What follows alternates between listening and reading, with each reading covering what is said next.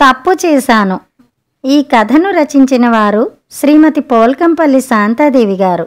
ఆ రోజు సాయి సేవాశ్రమం నిర్వహిస్తున్న స్కూలు వార్షికోత్సవం.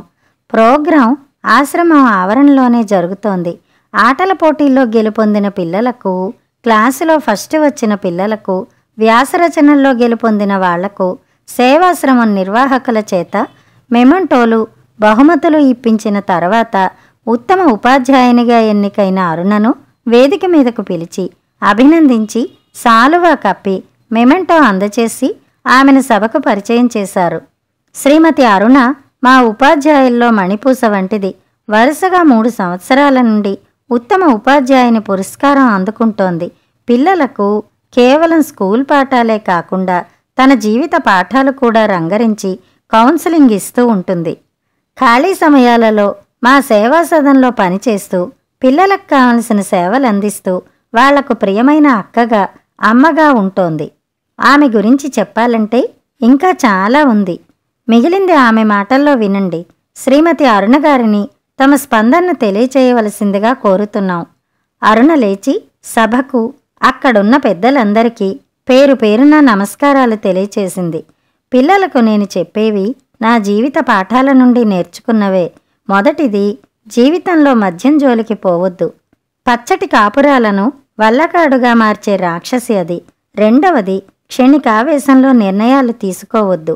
క్షణికావేశానికి లోను కావటం వల్లే నేను హంతకురాలినయ్యాను. నేను చెప్పే ఇంకొక నీతిపాఠం ఏమిటంటే, వయసులో ప్రేమించడం తప్పు కాకపోయినా ఆ ప్రేమను తల్లిదండ్రులకు చెప్పి వారిని ఒప్పించి ముందుకు తీసుకెళ్ళాలి. కన్నవాళ్లను కాదనుకుని ప్రేమించిన వాడి కోసం గడప దాటితే, నమ్మినవాడు దగా చేస్తే ఒంటరి బతుకైపోతుంది. సమాజం దృష్టిలో లేచిపోయి చేసుకున్న పెళ్లి అవుతుంది. ఏ కష్టం వచ్చినా ఒంటరి పోరాటం చేయాల్సి వస్తుంది. ఈ 2 తప్పులు నేను చేశాను. 4 గోడల మధ్య బందీనైనాక గాని నేను తప్పు చేశానని తెలియలేదు. ఎవరిని ప్రాణాధికంగా ప్రేమించి అతడు లేకపోతే బతకలేననుకుని ఇంట్లో అందర్నీ కాదనుకుని పారిపోయి గుళ్ళో తాళి కట్టించుకున్నానో అతణ్ణి నా చేతులతో చంపేశాను. ఏ పిల్లలను నా గుండెల్లో దాచుకుని పెంచుకోవచ్చని ఇలాంటి దుస్సాహసానికి ఒడిగట్టానో ఆ పిల్లలు నాకు దూరమయ్యారు. వాళ్ల దృష్టిలో వాళ్ల తండ్రిని చంపిన కిరాతకురాలిగా మిగిలిపోయాను. ప్రపంచం దృష్టిలో హంతకినయ్యాను. నా పంచప్రాణాలు నువ్వేనని చెప్పిన నా భర్త, నన్ను తన ప్రాణమెత్తుగా ప్రేమించిన నా భర్త, నాకు 2 పిల్లలు పుట్టే వరకు నన్ను అపురూపంగా చూసుకున్న నా భర్త నిన్ను చంపేసి నేను జైలుకెళ్తానే అనే స్థితికి వచ్చాడంటే తాగుడుకు బానిస కావటం వల్లే. మనిషిని రాక్షసుడిగా మార్చే ఆ మద్యానికి లైసెన్స్ ఇచ్చి పీకల దాకా తాగి మృగంలా మనుషుల మధ్య విచ్చలవిడిగా తిరగమని ఎందుకు వదిలిపెట్టింది ప్రభుత్వం? ఆదాయం కోసం ప్రభుత్వం ఏమైనా చేయొచ్చా? అమ్మా నాన్నలకు మేం 3 ఆడపిల్లలం. నేను ఆఖరిదాన్ని. నేను 10th క్లాసులోకి వచ్చేసరికి మా 2 అక్కలకు పెళ్ళిళ్ళయి అత్తగారిళ్లలో కాపురాలు చేసుకుంటున్నారు. మా నాన్న రెవెన్యూ ఆఫీసులో అటెండర్. నాన్న జీతం చిన్నది కావటం వల్ల అమ్మ పొదుపుగా ఇల్లు నడిపేది. బస్తీలో 2 గదుల సొంత ఇల్లు ఉండేది మాకు. మా బస్తీలోనే రమేష్ వాళ్ల ఇల్లు ఉండేది. నేను స్కూలుకు వాళ్ల ఇంటి ముందు నుండే వెళ్లేదాన్ని. ఉంగరాల జుట్టుతో అందంగా స్టైల్గా ఉండేవాడు రమేష్. ఆటో నడిపేవాడు. అతడు కనిపిస్తే చాలు కన్ను తిప్పుకోకుండా చూసేదాన్ని. నేను ఇష్టపడుతున్నానని అర్థమై అతడు చూసేవాడు. నేను ఇంటర్ 2nd ఇయర్లోకి వచ్చేసరికి మా మధ్య మాటలు కలవడం, నా ఎగ్జామ్స్ అయ్యేసరికి పెళ్లి చేసుకోవాలన్న నిర్ణయానికి రావడం జరిగిపోయింది. ఇంట్లో ఎలా చెప్పాలా అని తర్జన భర్జన పడే సమయంలో మా ఇంట్లో మా ప్రేమ వ్యవహారం ఎలాగో తెలిసిపోయింది. 2 కులాలు వేరు కావటంతో మా పెళ్లికి మా 2 ఇళ్లలో ఒప్పుకోలేదు. అమ్మ అయితే నన్ను బాగా కొట్టింది కూడా. ఎంతో మర్యాదగా నడుచుకునే మీ అయ్యకు తలవంపులు తెచ్చావని తిట్టింది. డిగ్రీ చదివిద్దామనుకున్న నాన్న చదువు మానిపించాడు. ప్రేమ దోమ అంటూ పిచ్చి వేషాలు వేస్తున్నానని మా అక్కలకు ఫోన్ చేసి పిలిపించి నాకు బుద్ధి చెప్పించడమే కాదు, నాకు సంబంధాలు చూడమని కూడా చెప్పాడు. ఇంటి నుండి బయటికి పోకుండా అమ్మ కావలి కాయటం మొదలుపెట్టింది. నాకేం చేయాలో పాలుపోలేదు. ఒకరోజు మధ్యాహ్నం అమ్మ పడుకున్నప్పుడు రమేష్ స్నేహితుడు వచ్చాడు. అమ్మవారి గుళ్ళో పెళ్లికి అన్ని ఏర్పాట్లు జరిగాయని, తాను పంపించిన ఫ్రెండ్తో వచ్చేయమని కబురు పంపించాడు రమేష్. వెనక ముందు ఆలోచించలేదు. కట్టుబట్టలతో రమేష్ ఫ్రెండ్ వెంట వెళ్ళిపోయాను. కనిపించిన వాళ్లను మోసం చేసిపోతున్నానన్న ఆలోచన అస్సలు రాలేదు. లేచిపోయి పెళ్లి చేసుకుంటే కన్న కడుపులు రగిలిపోతాయన్న దిగులు కలగలేదు. రమేష్ నావాడైతే చాలనుకున్నాను. గుళ్ళో బ్రాహ్మణుడితో సహా అన్ని ఏర్పాట్లు చేసి నా కోసం ఎదురు చూస్తున్నాడు రమేష్. అతడి స్నేహితులు కూడా 3-4 ఉన్నారక్కడ. వాళ్ళ సాయం వల్లే ఈ ఏర్పాట్లు జరిగాయని చెప్పాడు రమేష్. ఒక స్నేహితుడి భార్య కూడా వచ్చింది, నన్ను పెళ్లి కూతురుగా అలంకరించి పెళ్లిపీట్ల మీద కూర్చోబెట్టడానికి. అరగంటలో మా పెళ్లితంతు ముగిసింది. నా మెడలో పసుపు తాడు పడింది. అందరం వెళ్ళి హోటల్లో భోజనాలు చేశాం. ఆ రాత్రి ఒక స్నేహితుడి ఇంట్లోనే మా ఫస్ట్ నైట్ గడిచిపోయింది. ఉదయం అక్కడే స్నానాలు చేశాక నన్ను వాళ్ళింటికి తీసుకెళ్లాడు రమేష్. మమ్మల్ని చూడగానే వాళ్ళమ్మ మహంకాళి అవతారం ఎత్తింది. ఎవరికీ చెప్పకుండా కులం కాని పిల్లలను పెళ్లి చేసుకు తీసుకువచ్చాడని కోపంతో నోటికొచ్చినట్టు తిట్టి బయట నుండి బయటనే పంపించేసింది. వేరే గల్లీలో ఒక చిన్న ఇంటిలో మా కాపురం మొదలైంది. ఆటో అద్దెకు తీసుకుని నడిపేవాడు రమేష్. ఎలాగైనా కొంత డబ్బు కూడబెట్టి సొంతానికి ఆటో కొంటే డబ్బులు బాగా మిగులుతాయనేవాడు. భవిష్యత్తు గురించి ఎన్నో కలలు కనేవాడు. మనం ఆర్థికంగా పైకొచ్చిన రోజు ఇప్పుడు మనల్ని వెళ్ళగొట్టిన వాళ్ళందరూ నీళ్లున్న మడుగులోకి కప్పలు చేరినట్టుగా మన చుట్టూ చేరుతారు అనేవాడు వేమన పద్యం చెప్పి. ఇంటి అద్దె, ఆటో అద్దె పోగా మిగిలిన డబ్బుతో నన్నెంతో అపురూపంగా చూసుకునేవాడు. తన ఖర్చులకు కొంత డబ్బు జేబులో పెట్టుకుని మిగతా డబ్బు ఇంట్లోనే ఉంచేవాడు. నేను ఏం ఖర్చు పెట్టుకున్నా అడిగేవాడు కాదు. పెద్దోడు నా కడుపులో పడ్డప్పుడు రమేష్ నన్ను ఎంత అపురూపంగా చూశాడో చెప్పలేను. ఇలాంటప్పుడు మన దగ్గర మీ అమ్మో మా అమ్మో ఉండాలి, కానీ మనకు ఆ అవకాశం లేదు. నాకు నువ్వు, నీకు నేను, నేనే నీకు అత్త అమ్మ దగ్గర లేని లోటు తీర్చాలి. కడుపుతో ఉన్నప్పుడు ఏవేవో కోరికలు ఉంటాయట కదా, అవి తీరితేనే పొట్టలో పాప ఆరోగ్యంగా పెరుగుతుందట. చెప్పు, నీకేమేం కావాలి, మొహమాట పడద్దు అనేవాడు. 2 ఏళ్లలో నాకు మరో బాబు పుట్టాడు. వాడి జాతకం ఎంత దురదృష్టకరమైందో కానీ అప్పటి నుండి నాకు కష్టాలు ప్రారంభమయ్యాయి. రమేష్ తాగుతాడని నాకు పెళ్ళైన రోజే తెలిసింది. ఆర్డర్ ఇచ్చి మందు సీసాలు తెప్పించడం చూసి, నీకు తాగే అలవాటుందా అని అడిగాను భయంగా. మన పెళ్ళైన శుభ సందర్భాన్ని పురస్కరించుకుని మా ఫ్రెండ్స్కి పార్టీ ఇవ్వొద్దా? వాళ్ళు నా కోసం ఎంత చేశారు? వాళ్లకు కంపెనీ ఇవ్వడానికి తాగుతున్నాను గాని తాగుడు నాకు అలవాటు కాదు అన్నాడు. అప్పుడప్పుడు తాగి వచ్చేవాడు. ఫ్రెండ్స్ పార్టీ ఇచ్చారు, తాగాల్సి వచ్చింది అనేవాడు. రోజులు గడుస్తున్న కొద్దీ రమేష్ తాగి రావడం ఎక్కువ అయింది. దాంతోపాటే ఇంట్లోకి డబ్బులు ఇవ్వడం తగ్గింది. ఇద్దరి మధ్య తగువులు ప్రారంభమయ్యాయి. నేను తిట్టడం, అతను కొట్టడం. ఒకరోజు తాగిన మత్తులో యాక్సిడెంట్ చేశాడు. ఎవరిదో కొత్త కారుకు ఆటో గుద్దేశాడట. జరిగిన డ్యామేజ్కి కారైన ఉగ్రుడైపోయి బూటుకాళ్లతో తన్ని పోలీసులకు పట్టించాడు. తాగి ఆటో నడిపినందుకు పోలీసులు కేసు పెట్టారు. స్నేహితులు తలా కొంత డబ్బు వేసుకుని బెయిల్ మీద బయటికి తీసుకువచ్చినా అతడు మారలేదు. తాగి ఆటో నడుపుతాడని పేరు రావటంతో ఎవరూ ఆటో అద్దెకివ్వటం లేదు. పిల్లలు పస్తులు, నాకు పస్తులు. రమేషు ఏ స్నేహితుడో పెట్టిస్తే తింటున్నాడు, లేదా వాళ్ళ అమ్మ దగ్గరికి వెళ్ళి తిని వస్తున్నాడు. వాళ్ళు కలిసిపోయారు. కానీ నేనే అత్తింటికి పుట్టింటికి దూరమై ఒంటరినయ్యాను. తన పరువు తీశానన్న కోపం నాన్నకు ఇన్నాళ్లైనా పోలేదు. మనమల్ని చూడాలని, నన్ను తీసుకుపోయి పుట్టింటి సారె పెట్టాలని ప్రాణం కొట్టుకుపోతున్నా అమ్మని నాన్న రానివ్వలేదు. కన్నవాళ్లను గడ్డిపరకల్లా వదిలేసిపోయింది కదా, దానికి లేని ప్రేమ మనకెందుకు? నువ్వు దాన్ని ఇంటికి తీసుకువస్తే నన్ను చంపుకు తిన్నంత ఒట్టు అని ఒట్టు పెట్టాడట నాన్న. మా ఇంటి పక్కన ఉండే నా చిన్ననాటి స్నేహితురాలు కలిసినప్పుడు చెప్పింది. నాన్న అన్నమాట నిజమే కదా, ముగ్గురిలో చిన్నదాన్నని, నా బుజ్జి తల్లి, నా బంగారి తల్లి అని ముద్దు చేసేవాడు. నన్ను బుజ్జి అనే పిలిచేవాడు. వాళ్ల ప్రేమను కాదనుకుని రమేష్ని నమ్ముకుని వచ్చేశాను. నాకు రమేష్ ఒక్కడుంటే చాలనుకున్నాను. కొట్టినా తిట్టినా ప్రేమ చూపినా రమేష్ ఒక్కడే కదా నాకు. రమేష్ తాగని రోజు. నాతో పిల్లలతో ఎంతో మంచిగా ఉండేవాడు. నన్ను పిల్లల్ని సినిమాలకి షికార్లకు తిప్పేవాడు. ఆ రోజు సరదాగా బయటే తిని వచ్చేవాళ్ళం. తాగకపోతే నువ్వెంతో బావుంటావు చూడు. తాగి తాగి పొట్ట ఉబ్బుకొచ్చింది, కళ్ళు ఉబ్బుకొచ్చాయి. ఎంత అందంగా ఉండేవాడివి. ఆ అందం చూసే నీ మీద మనసు పడ్డాను కదా. తాగితే నువ్వు మనిషివి కాదు, రాక్షసంగా మారిపోతావు. మనకిద్దరు పిల్లలున్నారు, వాళ్ళని చదివించుకోవాలి కదా. వచ్చిన పైసలన్నీ తాగుడుకు పెడితే సంసారం ఏం కావాలి? అందర్నీ కాదనుకుని వచ్చి పెళ్లి చేసుకున్నందుకు నన్ను అన్యాయం చేస్తావా?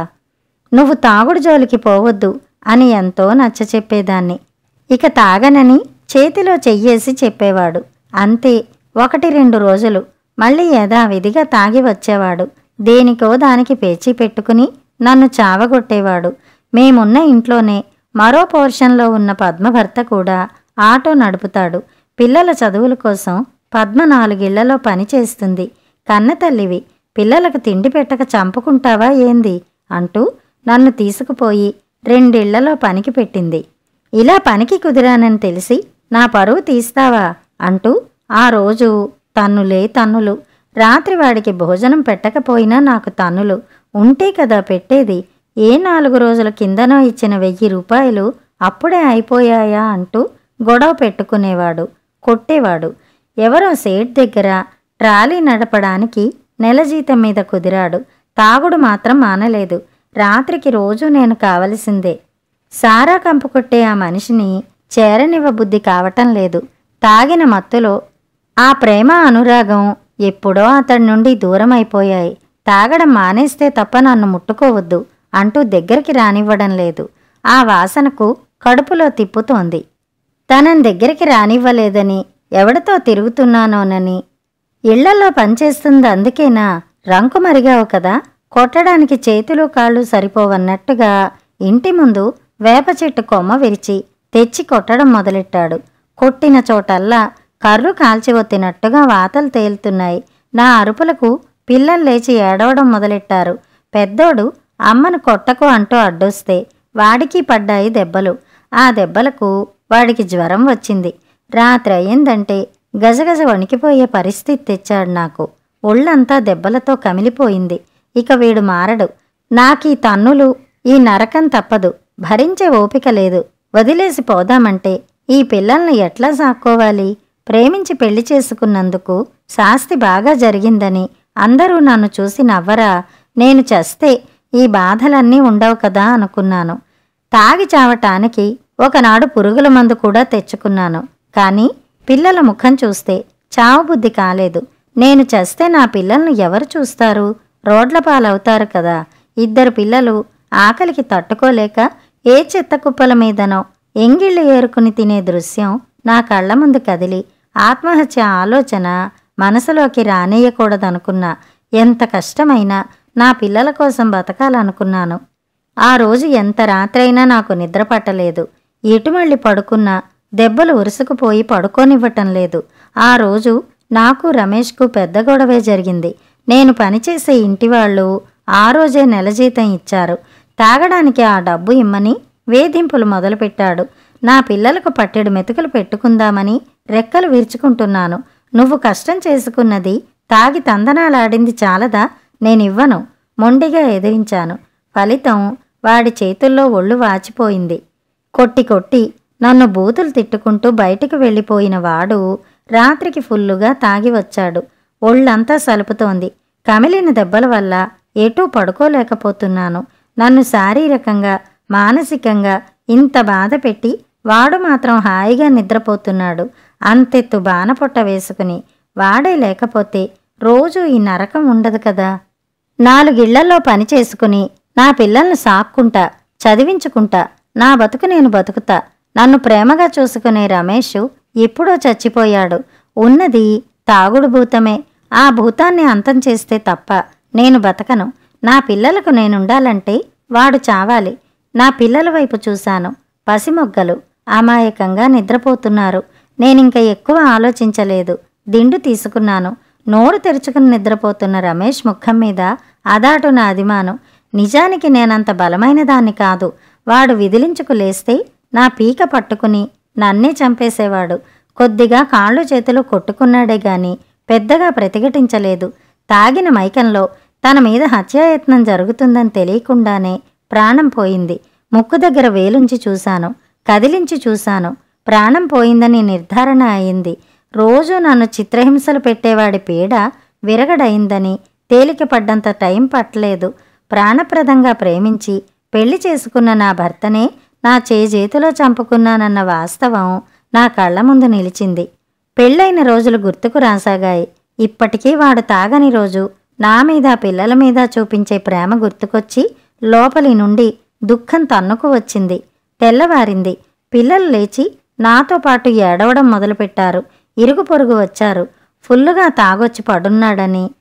మొగని చేతులు తన్నులు తిన్నోళ్ళెవరున్నారీడ? అందరం తన్నులు తిని నోరు మూసుకుని పడున్నోళ్లమే.